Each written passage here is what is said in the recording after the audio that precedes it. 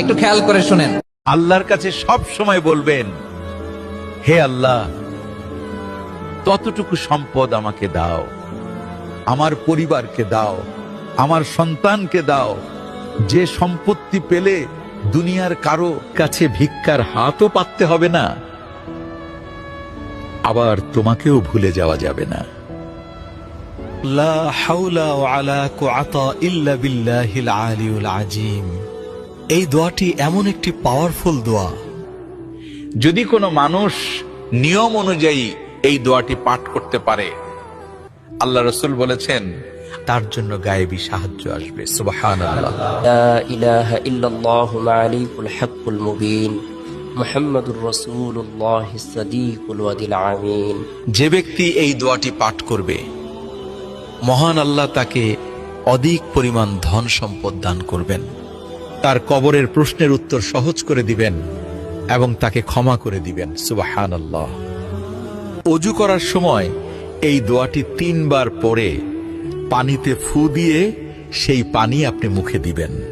আপনার চেহারা থেকে মেস্তা, ব্রণ এবং মুখের বিভিন্ন কালো দাগ দূর হয়ে যাবে, চেহারার সৌন্দর্য ফুটে উঠবে এবং চেহারায় নূর চলে আসবে ইনশাআল্লাহ।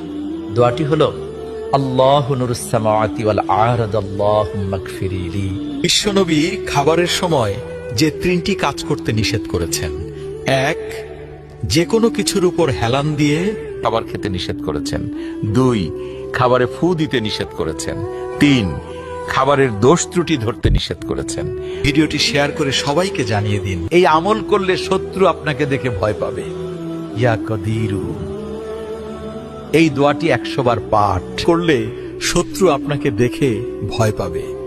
আমলটি নিজে করুন আর প্রিয়জনের সাথে শেয়ার করুন। বাড়ি বন্ধ করার নিয়ম ও দোয়া।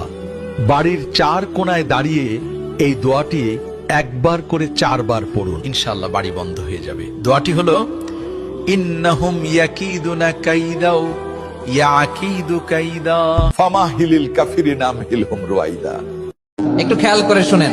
আল্লাহর কাছে সব সময় বলবেন, হে আল্লাহ, ততটুকু সম্পদ আমাকে দাও, আমার পরিবারকে দাও, আমার সন্তানকে দাও, যে সম্পত্তি পেলে দুনিয়ার কারো কাছে ভিক্ষার হাতও পাততে হবে না,